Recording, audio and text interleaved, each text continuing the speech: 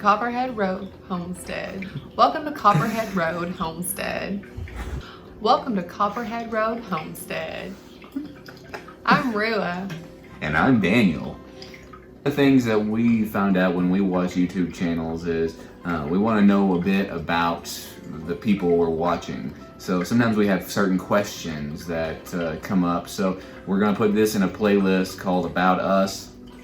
We've got one in there already, so this will be the second one. The first one was just kind of a cursory kind of thing, so you find out just a little bit about a lot of things. So you found out that we moved from California, you found out that we had family here, you found out, all sorts of little things.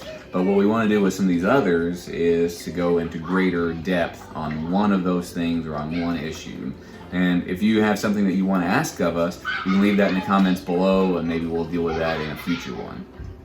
Before we bought that property that was next to us, we were debt-free, and how we managed to have a 73-acre homestead, a home, a vehicle, and some of the things that we've gotten, some of the livestock that we've gotten, all being debt-free. So the property itself has been in our family, at least I know of, the 5th generation. So before that, I'm not sure exactly. She has to get some coffee, very vital to the process here. And she also changed clothes for you people. She wore pajamas all day. We're about ready to go to bed, and she put on regular people clothes. Isn't that amazing? It is. She did that for you. And that means the kids will be 6th generation that we know of. It could have been before that, I don't know. But this has been in our family for a long time, so I'm the next one to have it. So that's one way that we did it. The other way was we had a house in California, and we sold our house there, and we did very well on it. And when we moved here, instead of taking all that money and building a new house or buying another house with that, we bought a old, I think it's 1992 manufactured home, an old trailer, and we're fixing it up. So the kitchen behind us is something that I've done. There's other things I can show you another time after we've cleaned a great deal, because I asked her about showing you, and we've got to clean a bit more. But one of the things that we're doing is remodeling the place. So we did it because the property was given to us, and we didn't spend all the money that we had on a new house immediately. So we're okay. How else have we managed to, be, besides this property, debt-free and 35 years old? We were 32 when we moved here, 31. I think we were 31 when we moved here. Really? Yeah. Oh. Well, I'm 35 now. Good grief. Because it was November, so we were 31. We were about to be 32, okay. And now we're 35. So we've been here 3 years, just over 3 years. We turned 35 in January, both of us. And we were 31 here. We were debt-free, and we've been debt-free except for the last 6 months that we've, or so that we've had this property. And how did we do that? We did that. We started out younger, and he was actually extremely frugal. Like, we just couldn't buy, gum. But I was on the other extreme with my family, and you just spent whatever. And so so we have worked to compromise. We followed Dave Ramsey, and we just really worked hard and saved money. And it was hard because you would see other people doing stuff, and I remember one time we're like, nope, we're not so we said no to a lot of things. Yeah, we just said no to a lot of things. Have you been to Disney World? We haven't, but you Disney World people, you rock it out there. We're not judging that other people do those things. No. We didn't go on a lot of vacations. We didn't stop at Starbucks. Again, there's no judgment for people who did. People ask us how we did these things. I do stop at Starbucks sometimes, though. Very occasionally. Yeah, very occasionally. Yeah, like on your birthday when they give you something for free. Yeah, but I don't know. So we said no to a lot of things in order to do that. So every couple, they say, has a spender and a saver, and you were the saver, right? No, I was definitely the spender when we first started, and now I feel like we're kind of reversing a little bit. I'm a little nervous about spending money, but well, I decided a while back I don't know what, it was about 6, 7, 10 years ago. I was working 2 jobs at the time, and she was going to nursing school. She's an RN.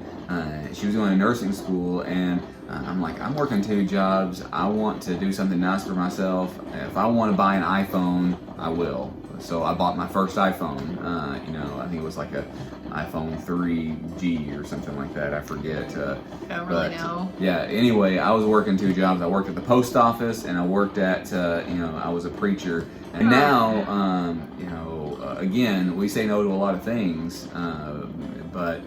We do, but we've got to say yes to a lot because we did so much prep work in the beginning.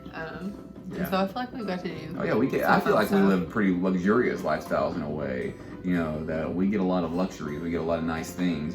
But that if we really want something, we go to the store and buy it. It's not like, oh, how are we going to do this? And it's also been, it's gotten easier. Like working. Well, I used to stay at home, and so that's a challenge of itself. But then also like working and earning money as a nurse, I feel like that I've gotten to see like, oh, like you're spending, what you're spending and what you're saving. So I stay at home with the kids most of the time, and that's why I'm in more of the videos, because sometimes she's at work, and she works 3 days a week as a nurse, 3 12-hour shifts, and 1 on-call day every 6 weeks or something like that. So every now and then it's 4 days, but I stay at home. So whenever I was the outside the home worker and she stayed at home, then she couldn't understand working outside the home, and I couldn't understand staying at home. So now she can understand working outside the home, and I can understand staying at home. So we have a whole lot more mutual respect. That's one reason why this has helped our marriage in a great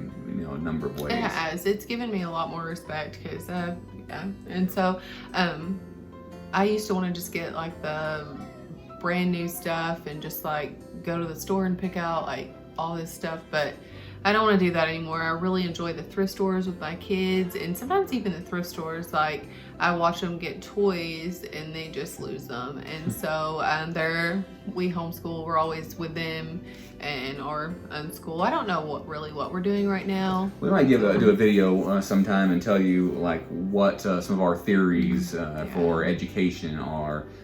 It's kind of evolved a great deal of how we educate our children. It's still evolving. It's still evolving, but she works 3 days a week as a nurse, and we get health insurance through that, so that's very helpful. We put a great deal of that money away. I think we put like 20% away, like right off the top before we even see it. So we're investing in our future there, which we could invest in something else, something with the farm. We could pay more. We could pay more on this property if we wanted to. I don't know. We might do that yet. But there's some tax incentives in doing that. And then I work. I preach still every other week. So I was full time in the ministry, full time in California, and then we moved here, and we said whoever gets a job first. And she got the job first, and then we started going to church somewhere, and they said, hey, can you help us out? And I said, okay. So me and another guy, we fill the pulpit, we alternate. So and they support me a little bit for that, and that's very generous and helpful. It helps us do some things as well. Like crickets here, because I don't know. I think it's just everybody spends money on what's important to them. So if Disney World is important to you, you would cut something else out. If that Starbucks coffee is important to you, you got to find what's important to you. Because I've had people tell me, oh, really, you're wasting money, or you're doing this, or you're doing that, and they waste money too on whatever they think. So it's really just a personal opinions and just whatever you think, but that's how we've done it. We've said no to a lot, but it really has, I think, what is his quote? Dave Ramsey is like, you live like no one else, so you can live like no one else. Yeah. So too, I think it's hard to fight against culture. I would assume like most people, either they know us, they're watching this, or just happened to be homesteaders or something like that. I don't know.